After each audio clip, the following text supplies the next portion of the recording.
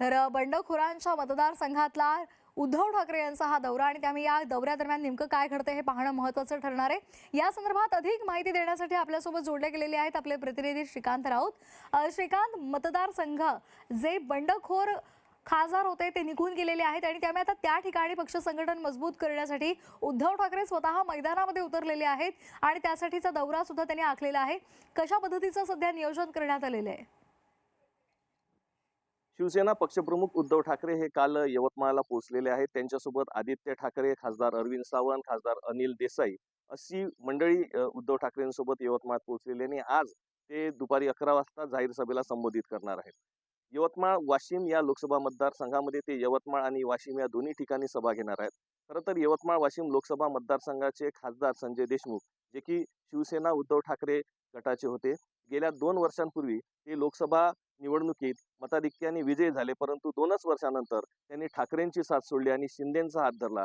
त्यामुळे कुठेतरी संतापाचं वातावरण हे शिवसैनिकांमध्ये आहे आणि त्यामुळेच खासदार संजय देशमुख यांच्या बंडखोरीचा समाचार घेण्यासाठी उद्धव ठाकरे हे आज यवतमाळमध्ये आलेले आहेत।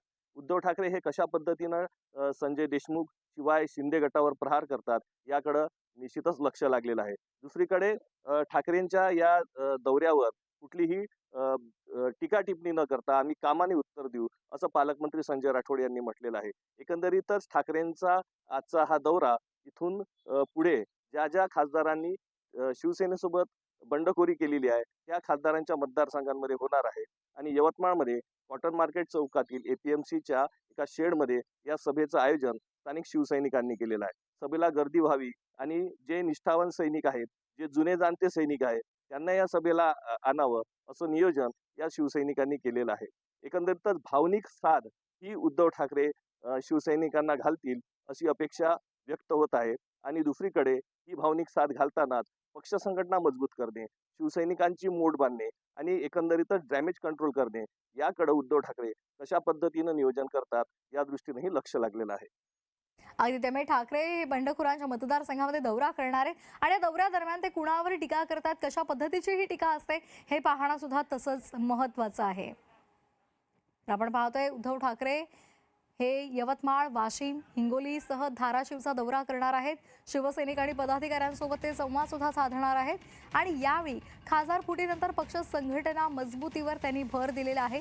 त्यामुळे आता या मतदारसंघातल्या दौऱ्यासंदर्भात जेव्हा आखणी करण्यात आलेली आहे त्या कार्यक्रमामध्ये आता कशा पद्धतीचं नियोजन करण्यात आलेलं आहे, कशा पद्धतीचा हा कार्यक्रम होणार आहे आणि त्याचबरोबर ठाकरे नेमके बंडखोर खासदारांना उद्देशून काय बोलतात हे पाहणं सुद्धा महत्त्वाचं ठरणार आहे।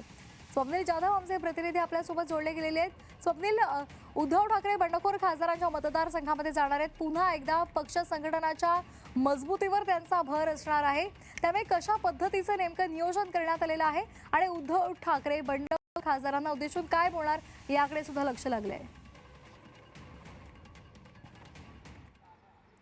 नक्कीच बंडखोर खासदारांच्या मतदारसंघात उद्धव ठाकरेंचा दौरा आहे। यवतमाळपासून या दौऱ्याला सुरुवात झालेली आहे। यापूर्वी आपण जर बघितलं तर ईशान्य मुंबईमध्ये उद्धव ठाकरे यांच्या 2 सभा झाल्या होत्या आणि मोठी शक्ती प्रदर्शन ठाकरे गटाकडून झालं होतं। मात्र आता उर्वरित महाराष्ट्र म्हणजे विदर्भ आणि मराठवाड्यामध्ये उद्धव ठाकरे आलेले आहेत आणि एकूणच या 3 दिवसामध्ये अनेक सभा या उद्धव ठाकरेंच्या होणार आहेत। सर्व प्रमुख खासदार जे आहेत ते या मतदारसंघांमधून आहेत, काही काँग्रेसमधून आलेले असतील, मात्र शिवसेनेचे सुद्धा एक खासदार आहेत यामध्ये।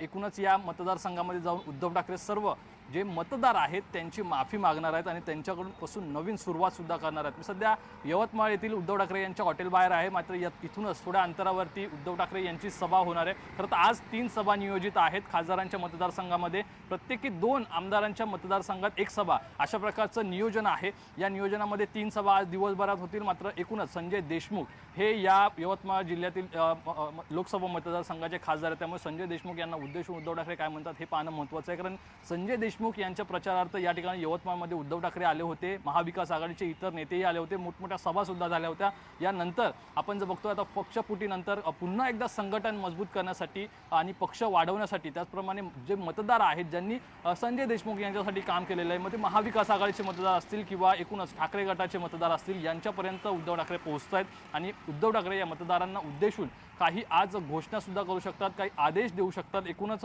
ऑपरेशन तुडवा हे ज्याप्रमाणे मुंबईतून निश्चित. आवाज देऊन सुरू केलेला आहे त्याचे कुठेतरी पडसाद या यवतमाळमध्ये पाहायला मिळाले होते. कारण यवतमाळमध्ये खासदार फुटीनंतर पहिलं आंदोलन हे खासदारांच्या विरोधात झालं होतं. त्यामुळे आज निश्चित. उद्धव ठाकरे नक्की काय या सर्व मतदारांना बोलतात आणि त्यांना काय आदेश देतात हे पाहणं महत्त्वाचं असेल.